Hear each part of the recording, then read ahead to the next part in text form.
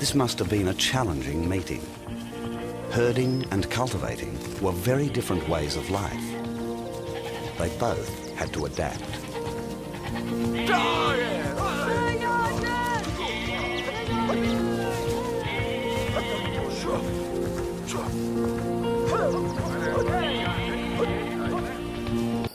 Below the huts, in the valley, was a community which was much larger and more prosperous. People came together in large communities. Extended families could work together. They were now secure and could plan for the future. Reliable grain and regular meat.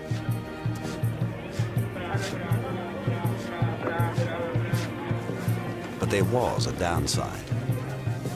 People and animals were crammed together. They created hygiene problems and new diseases.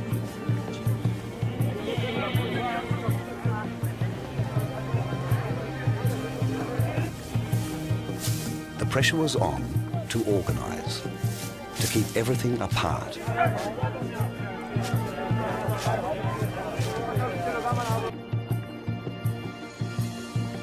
They began to spread down the valleys of Jordan as the population increased.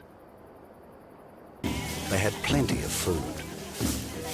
Now some people could be freed from the grind of farming. They developed their talents into specialized jobs. Knife makers collected special rose-colored flint for their finest blades.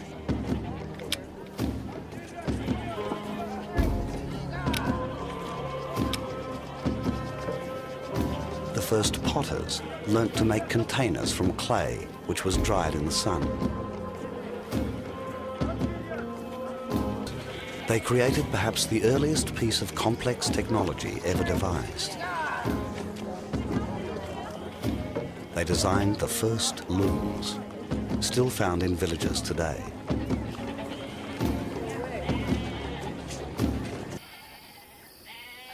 Now it was time to move on. Once you've got the whole package, then population's beginning to take a real kick upwards.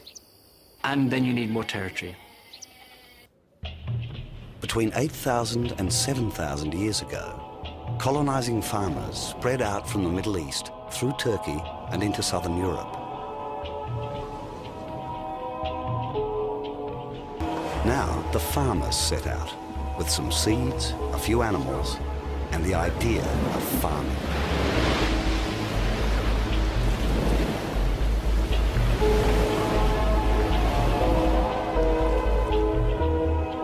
They found a vast continent.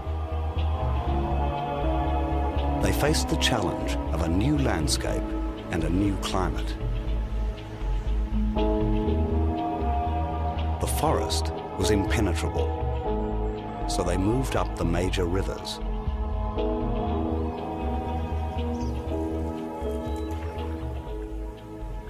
The hunter-gatherers living here never found grains which could be farmed.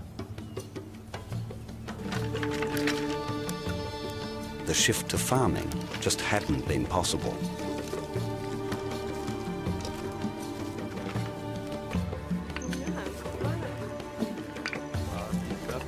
The farmers brought the necessary animals and seeds to allow the Europeans to develop. They carried the idea of farming.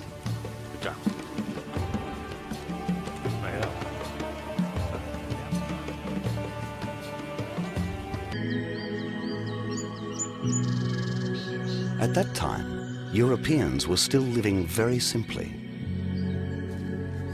They farmed together and grew only what they needed.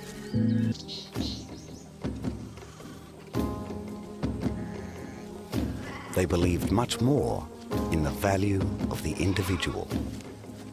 They came as traders and stayed to farm, building their own characteristic villages.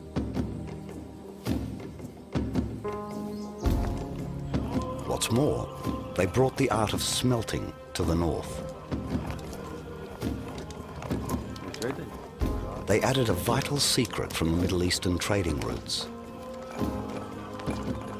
Mix some tin to copper and you get bronze.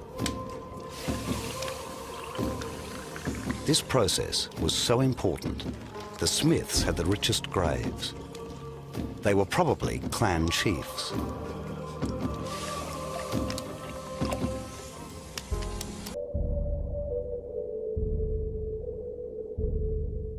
These leaders wore breastplates and decorative metal jewellery, again as symbols of their wealth.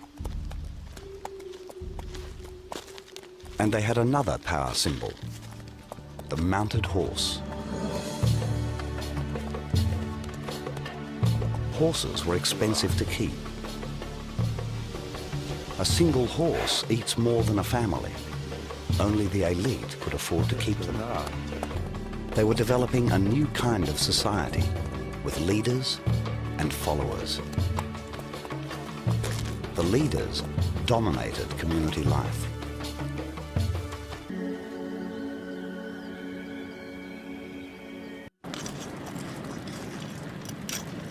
And then, around 3,000 years ago, there was a dramatic increase in the use of metals. The smiths discovered iron, which swept Europe.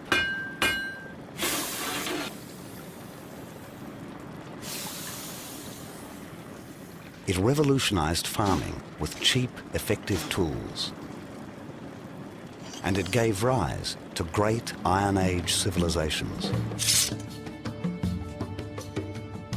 It loosed the sword and the soldier on the world.